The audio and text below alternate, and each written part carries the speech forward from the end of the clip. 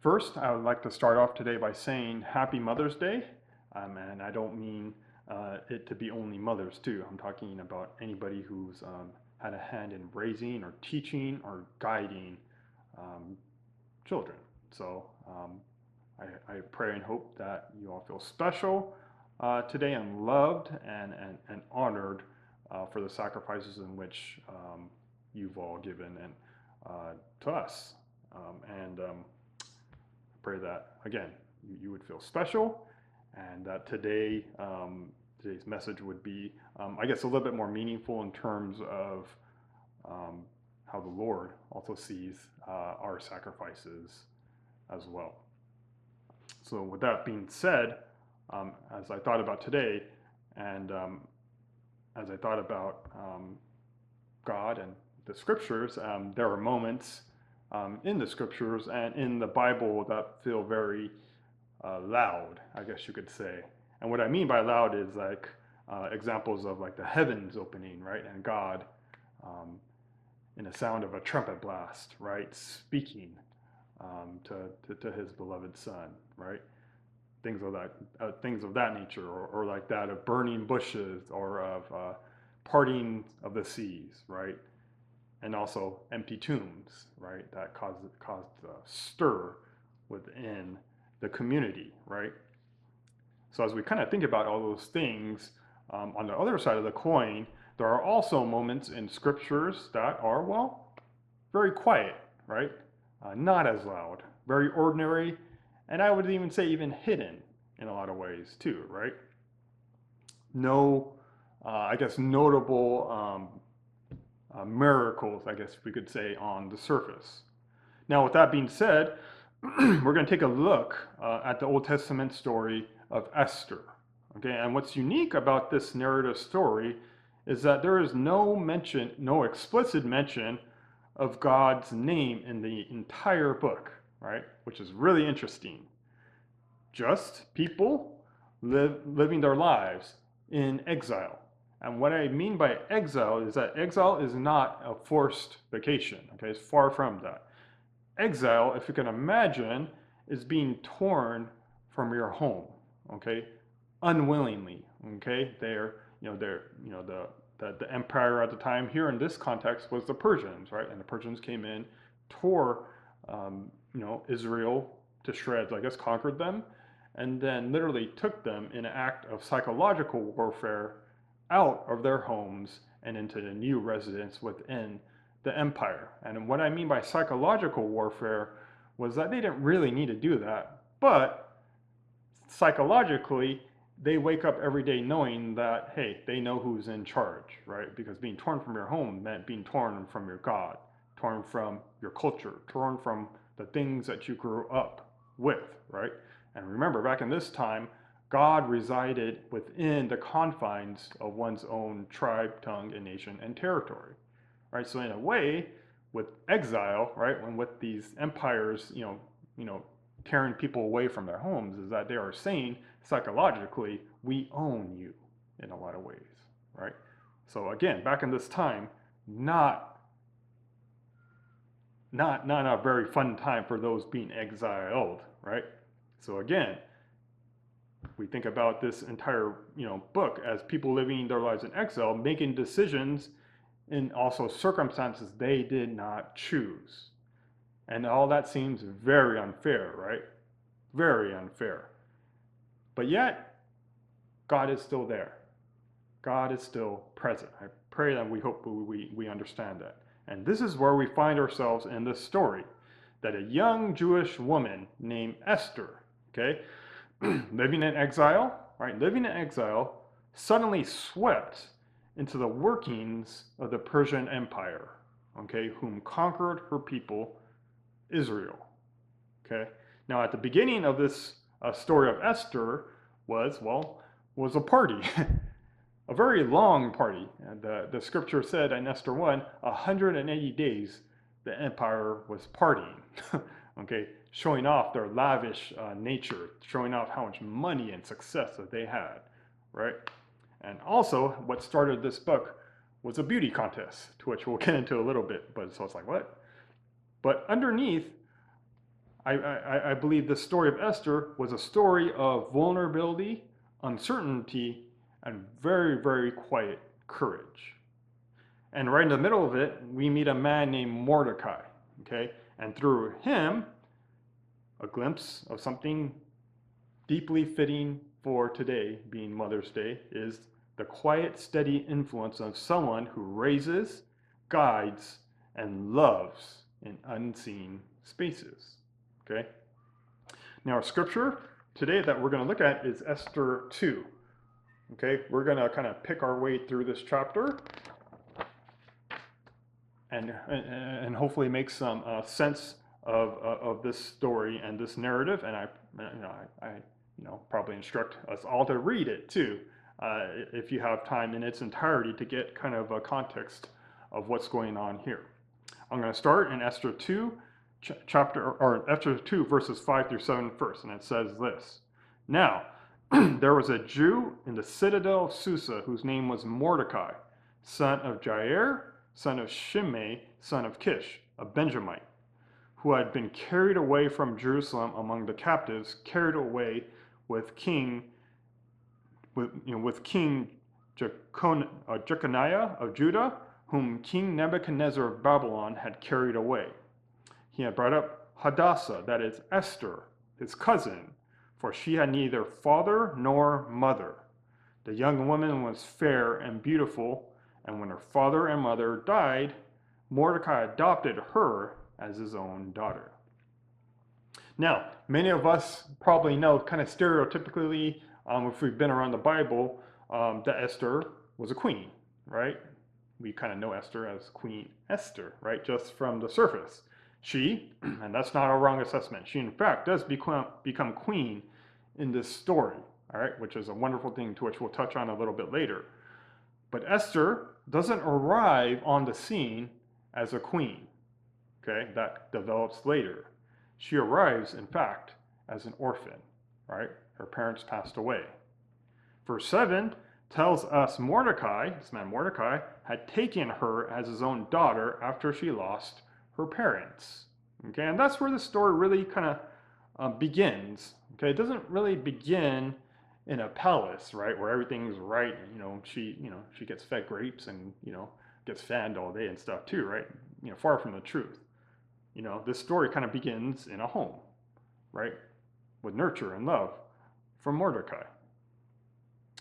As we think about Mother's Day often celebrates kind of these, I guess stereotypically big, visible acts of love. We're talking like candy, flowers, chocolates, nice dinners, etc., etc., etc., right? And rightfully so, right? Rightfully so, because you mothers and women deserve it, right? You deserve it all.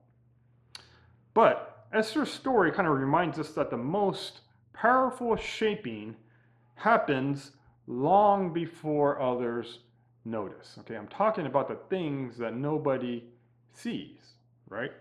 Mordecai raised Esther.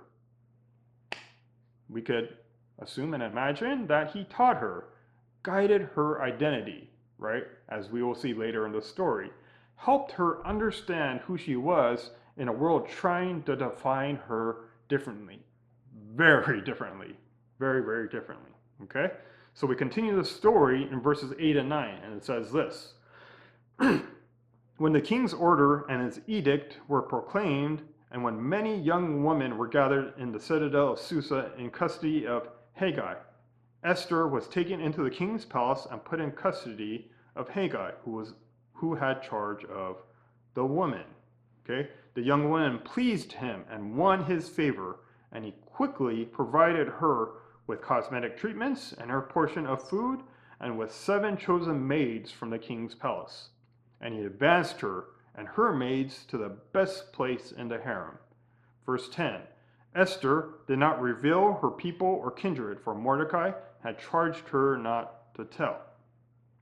Okay, now what is happening here in the Persian Empire, according to the scriptures in Esther, is that the empire is attempting to find a queen.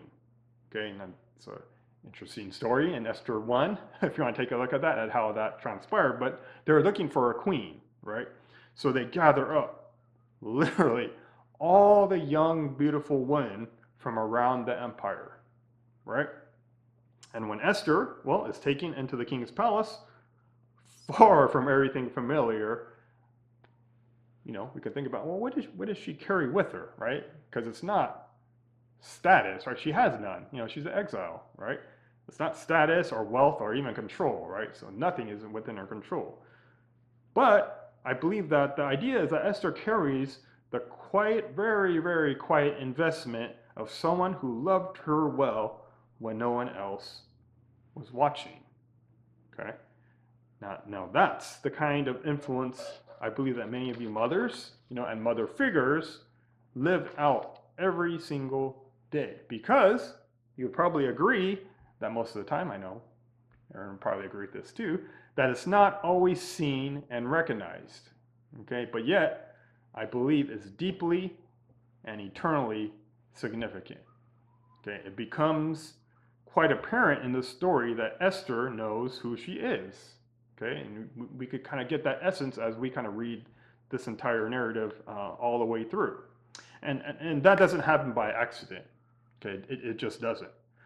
That happened because my belief is that Mordecai poured into her life before this crisis ever came.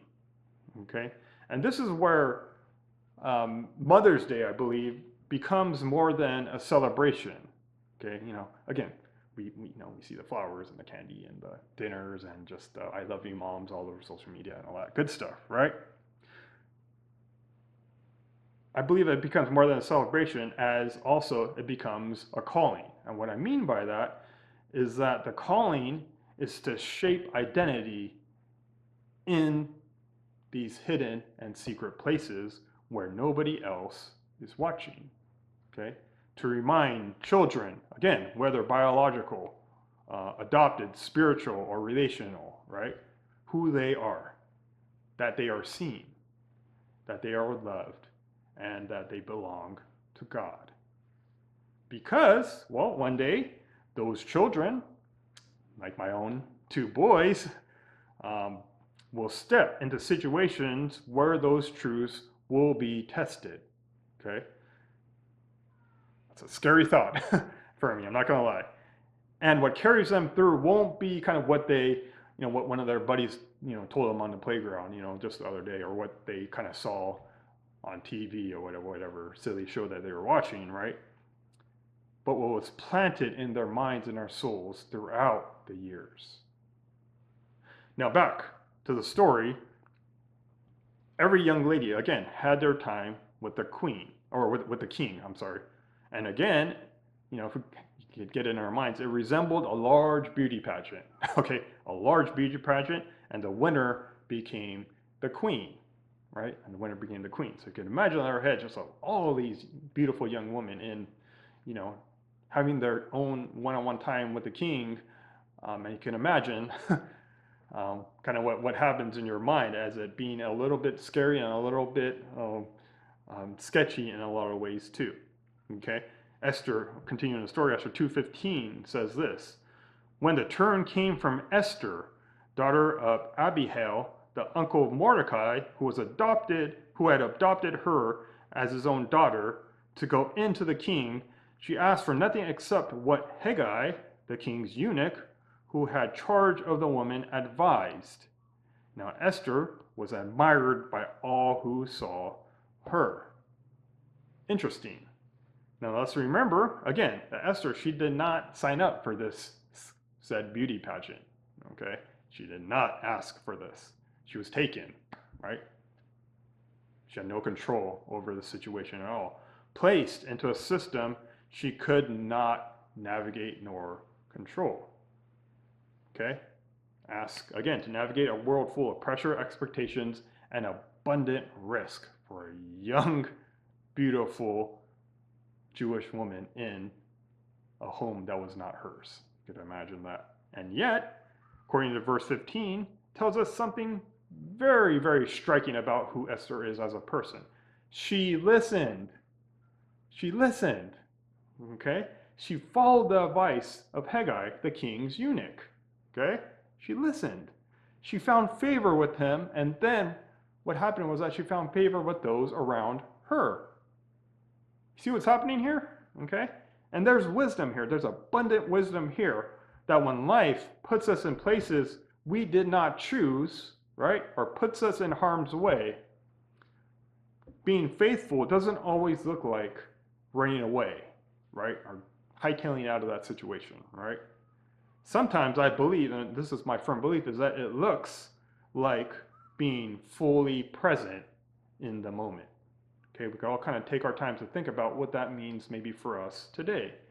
Doing the right thing in all circumstances, okay, in all, not chosen circumstances, but any and all circumstances that we are placed in, doing good, even when it's hard. Learning, listening, right? Walking with quiet confidence and discernment. I believe many of you mothers know this reality deeply, okay? Because parenting, I could attest to this too, is full of unchosen moments, right? And challenges, right? Sleepless nights, difficult decisions that may affect good or bad in your child. Sacrifices that no one applauds or sees, right? You parents out there, you mothers who've raised kids, we all understand that, right? And yet, in those very places, God is present and he sees each and every one of you. Esther's story communicates to us that God is at work even when life feels out of your control. Okay? Even when you didn't choose the situation. Okay? Again, let's think about Esther's situation. She did not choose being in a beauty pageant, right? Swept up into the workings of the empire at the time. She did not choose this. Okay? Now, our scripture for today ends with this in Esther 2, 16 through 18. Okay, 16 says this: When Esther was taken to King Xerxes in his royal palace in the 10th month, which is the month of Tebeth, in the seventh year of his reign, the king loved Esther more than all the other women. Of all the virgins, she had won his favor and devotion, so that he set the royal crown on her head and made her queen instead of Vashti. Vashti was the former queen. Verse 18, Then the king gave a great banquet to all his officials and ministers, Esther's banquet. He also granted a holiday to the provinces and gave gifts with royal liberality. This, my friends, is a miracle. Okay? This is a miracle.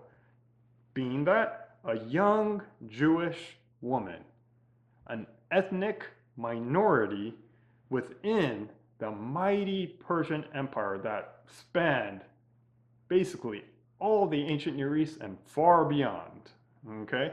A stretching empire, becomes the queen next to the king of Persia, the most powerful man in the world at that time. It's a miracle, guys. Like that doesn't happen, nor it should it. And my belief is that for this original audience that were reading this story thousands and thousands of years ago, it brought hope in the midst of uncertainty, in the midst of chaos, and in the midst of exile. Hope that God was still present in this very difficult time when we were all torn from our homes, right? And our people, and our culture, and our God. Again, here's what's remarkable about this passage and the book of Esther in its entirety is that God is never explicitly mentioned. Isn't that interesting? But his fingerprints are everywhere. Esther wins favor, okay? She is, quote unquote, chosen.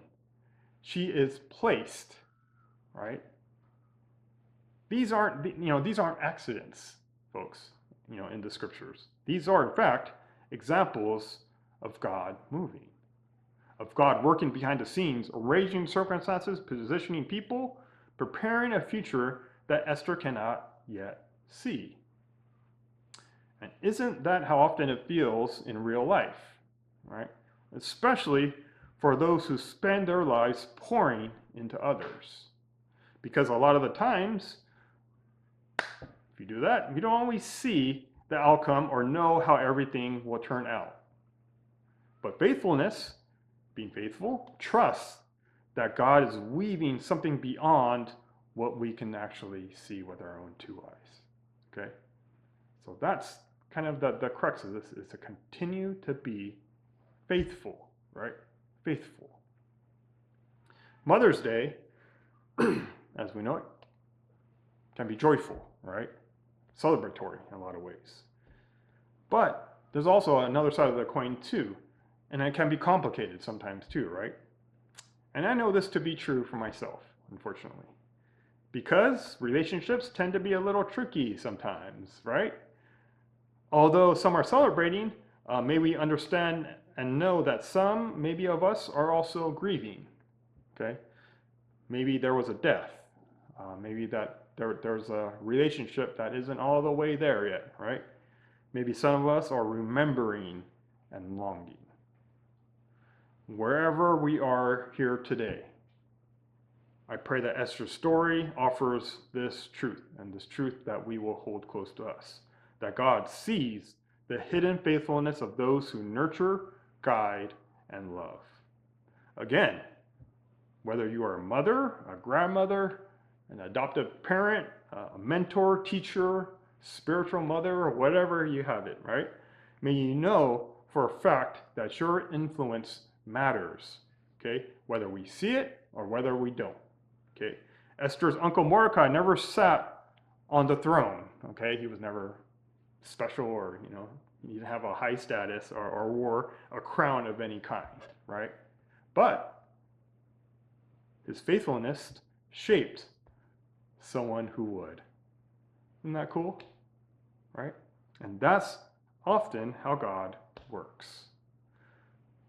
One last thought, and then we'll conclude, that on this Mother's Day, we remember that the world may celebrate what is visible, and we do too. I pray that our celebrations, if we have them, are meaningful and good and communicate love and gratitude and generosity. But on the other hand too, God honors what is faithful. You can't really see that, right? But he honors what is faithful. So you women out there, keep going, okay? Keep going. Keep loving, shaping, and trusting. Because the God who worked through Esther in all those hidden places is still in fact working today. Okay, that same God that was there thousands of years ago with Esther, that's the same God we believe in today. And nothing, okay, I mean nothing done in love is ever unseen by him. So may we all continue to do what is right and pure and holy, because the Creator of the heavens and the earth sees intimately each and every one of us. So may we go from here encouraged.